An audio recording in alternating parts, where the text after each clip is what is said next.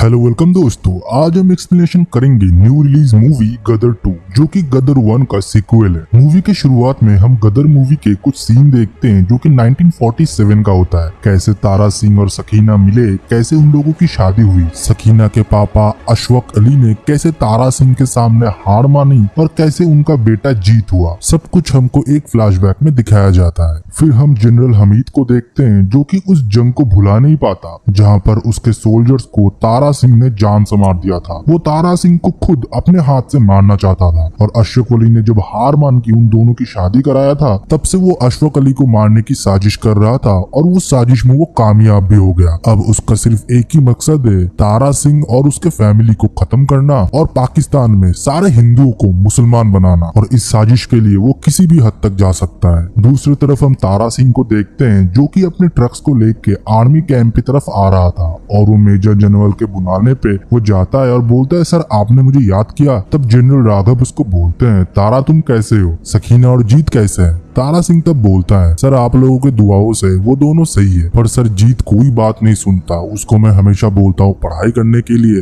क्योंकि मुझे आप जैसा उसको अफसर बनाना है, पर उसके दिमाग में कैसा भूत चढ़ा मुझे समझ में नहीं आता। वो हीरो बनना चाहता है, बम्बई जाना चाहता है। तब मेजर बोलता है, अभी तो वो छोटा है, धीरे धीरे वो ठीक सुधर जाएगा। फिर मेजर राघव बोलते हैं, तारा मुझे तुम्हारी हेल्प चाहिए, मुझे 50 ट्रक चाहिए होगा राम घाटी की तरफ, जंग होने की संभावना है। तब तारा बोलता है, सर हेल्प किस बात की, ये तो मेरा ड्यूटी है, मेरी जान मेरी माँ के लिए हमेशा हाजिर है, आप कभी भी बुला लेना, तारा सिंह पहुंच जाएगा। फिर हम देखते हैं तारा के परिवार को, जहाँ पर सकीना, उसकी बीवी, जीत, उसका बेटा, वो तीनों अच्छे से रहते हैं। बस तारा चाहता है कि जीत पढ़ के अफसर बन जाए, पर जीत का मन कहाँ पढ़ाई पे बैठता है। वो तो हमेशा नाटक, ड्रामा और उसके साथ साथ बंक मार के सिनेमा भी देखते जाता है। इस बात पे तारा बहुत गुस्सा जाता है और वो सकीना पे गुस्सा होकर बोलता है, तुम्हारे वजह से तुम्हारे बेटे का ये हाल है, उसको खाना मत देना। खुद ही फिर जीत के लिए खाना लेके जाता है और जीत से वो बहुत ज्यादा प्यार करता है, पर जीत के दिमाग में हीरो बनने का भूत इस तरह सवार था कि वो पढ़ाई लिखाई एकदम छोड़ दिया था, क्लास भी बंक करने लगा था। तारा फिर मजबूर होकर उसको चंडीगढ़ भेजता है पढ़ने के लिए। फिर एक दिन रात को सकीना तारा से बोलती है, तुम्हें पता है जब तुम मुझे हिंदुस्तान लेके आए थे,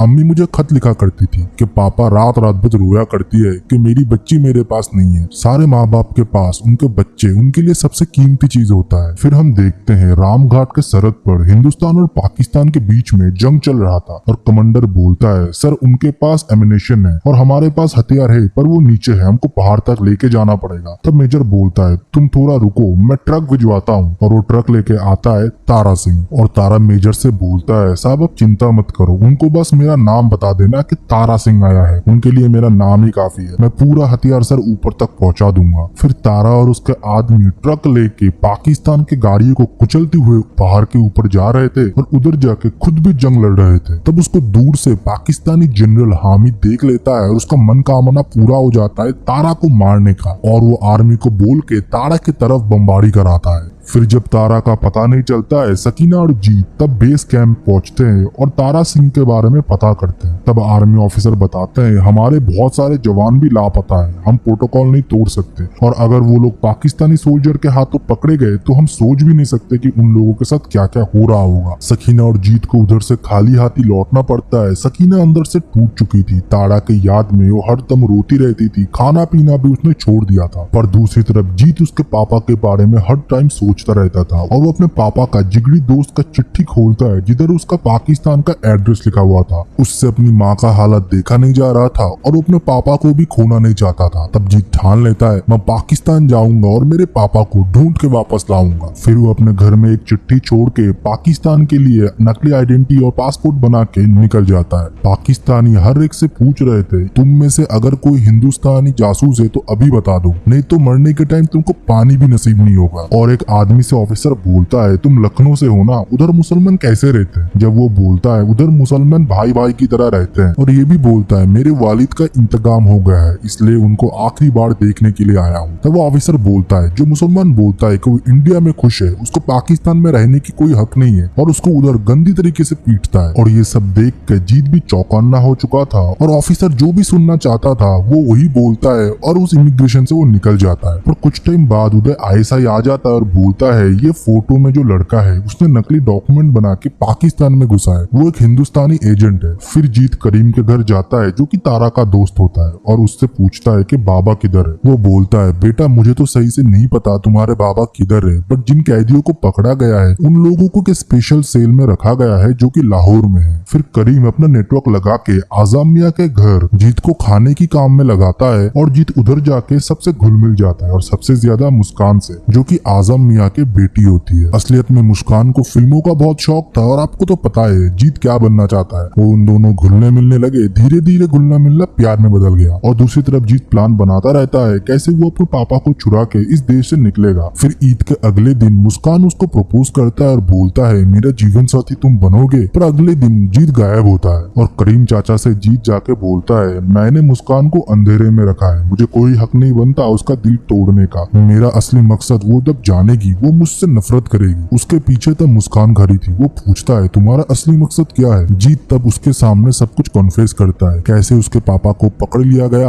और फिर वो उनको ढूंढने के लिए इधर आए हैं और उनको लेके इधर से चला जाएगा, वो कोई जासूस नहीं है। तो मुस्कान भी उसका साथ देता है। फिर ईद के खाना पहुंचाने के लिए मुस्कान और जीत लाहौर जेल गए थे और तब जीत का मुलाकात हामिद से होता है जो कि बहुत ही बेरहम होता है और वो हर एक कैदी को जानवरों की तरह पीट रहा था और उन्हें देख के जीत बहुत रो रहा था। फिर उस दिन रात को मुस्कान के घर आयशा आते हैं और वो जीत को ढूंढने लगते हैं। उनको सब कुछ पता चल गया था और जीत रात के अंधेरे में जेल पहुंचता है अपने पापा को ढूंढने के लिए। तब एक कैदी बोलता है बेटा तारा सिंह को तो उन्होंने पकड़ा ही नहीं, जब उन्होंने बमबारी की थी तारा सिंह नदी में गिर गए थे और उन लोगों ने हम लोगों को पकड़ लिया। और दूसरी तरफ तारा घर पहुंचता है और सकीना को सारी बात बताता है, कैसे वो नदी से गिर गया, वो कोमा में चला गया था, वो चाह के भी ना घर पहुंच सकता था ना किसी से खबर भिजवा सकता था। और जब उसको पता चलता है कि उसको बचाने के लिए जीत पाकिस्तान गया है, वो गुस्सा और इमोशनल दोनों एक साथ होते हैं और सकीना से वादा करता है मैं जीत को वापस ले आऊंगा, तू चिंता मत कर। फिर तारा पाकिस्तान के लिए रवाना होता है और रास्ते में उनको अपनी फैमिली के हर एक मेमोरी याद आता है। फिर तारा पाकिस्तान पहुंचता है, उधर हिंदुओं को मुसलमान बनाया जा रहा और हिंदुस्तान मुर्दाबाद के नारे लगाया जा रहा था। उस माहौल को देख के वो चुपचाप उधर से निकल के करीम के घर पहुंचता है, पर करीम उधर नहीं था। पर रास्ते से उसको इकबाल उठा लेता है। इकबाल तारा का दोस्त होता है और वो करीम से उसका मुलाकात कराता है। फिर उसको जीत के बारे में पता लगता है कि जीत को पकड़ लिया है। दूसरी तरफ हामिद जीत को बहुत पीटता है और जीत तब बताता है अगर मेरे पापा को एक बार पता लग गया ना तूने मेरा ऐसा हालत किया है, तेरा सर तेरे धर से अलग कर देंगे वो। और हामिद ने मुस्कान को भी मजबूर कर दिया था ये बोलने के लिए कि जीत ने उसका बलात्कार किया है। और ये बात बोलने से आवाम भी जीत पे भड़क जाता है और उस पर पत्थरबारी करने लगता है। और तभी तारा सिंह का एंट्री होता है। ये एंट्री बहुत ही ग्रांड था और आपको देखने में बहुत मजा आएगा। तारा तब आके बोलता है पाकिस्तान से ज्यादा मुस्लिम हिंदुस्तान में है, अगर जितने मुसलमान अभी पाकिस्तान में हैं उनको मौका मिले हिंदुस्तान में बसने का, तेरा पाकिस्तान कटोरा लेके खड़ा होगा, भीख देने के लायक भी कोई नहीं बचेगा। फिर क्या घमासान एक्शन शुरू होता है भाई, बहुत ज्यादा एक्शन होता है। फिर हामिद के बेटे को चारा बना के बाप बेटे दोनों उधर से निकल जाते हैं और रात को कर्नल हमीद को बुला के बोलता है तुम्हारे पास 72 घंटे,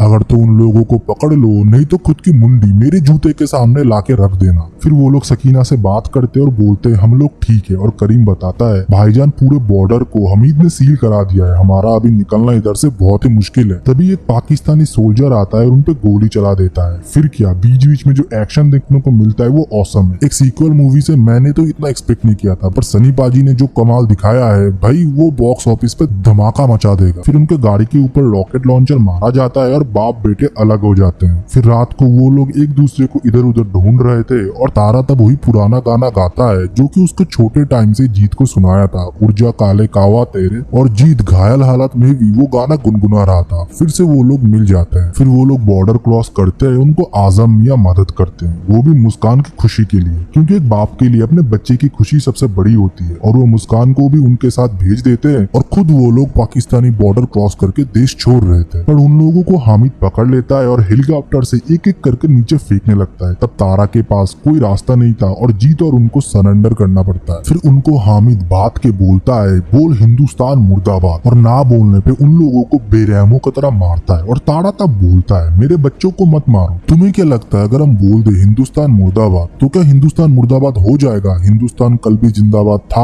आज भी जिंदाबाद है, आगे की भी जिंदाबाद ही रहेगा। फिर जब हामिद हिंदुस्तान को मिटाने की धमकी देता है तारा तब गुस्सा जाता है और फिर से एक्शन शुरू हो जाता है। तारा तब इन लोगों को कुत्ते की तरह मारने लगता है और हर जगह बमबारी होने लगता है। इस बार तो टैंक से भी फाइट होते हुए दिखाया गया है। हामिद जब तारा का पीछा करता है उसको पता ही नहीं चलता कि वो हिंदुस्तान बॉर्डर के अंदर आ चुका है। तब हिंदुस्तान आर्मी उनको पकड़ लेते हैं और फिर तारा उसे एक बार फिर मौका देता है अपनी गलती सुधारने का और बोलता है दुश्मनी भुला के बच्चों को अपना लो। पर हामिद का नस्ल ही कुछ अलग था, वो नहीं मानने वाला था। वो जब पीछे से तारा को मारने के लिए जाता है तब इंडियन आर्मी उस पर गोली चला देता है और इधर ही कहानी खत्म हो जाता है। आई होप आपको एक्सप्लेनेशन पसंद आया हो। अगर पसंद आता है तो वीडियो को लाइक करो, चैनल को सब्सक्राइब करो, कमेंट सेक्शन में अपना ओपिनियन दो। तब तक के लिए बाय बाय, सी या।